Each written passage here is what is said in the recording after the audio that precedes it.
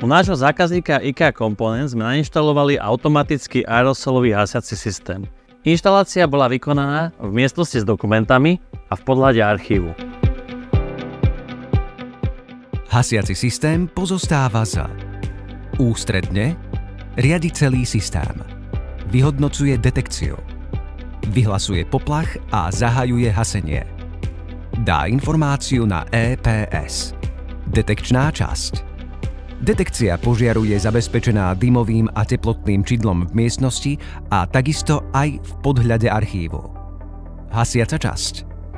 Na uhasenie požiaru sú nainštalované v miestnosti generátory FP3000 a v podhľade generátory FP2000.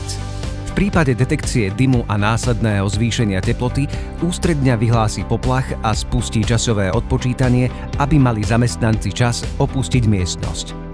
Následne je hasiaca látka vypustená v miestnosti a súčasne aj v podhľade archívu.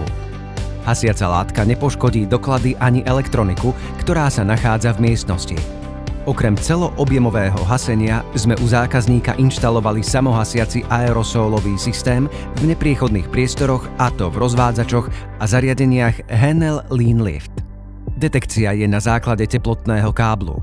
V prípade požiaru sa kábel roztopí a riadiaca jednotka dá informáciu generátoru na vypustenie hasiacej látky. Celý systém nepoškodzuje elektroniku a ani nie je škodlivý ľudskému organizmu.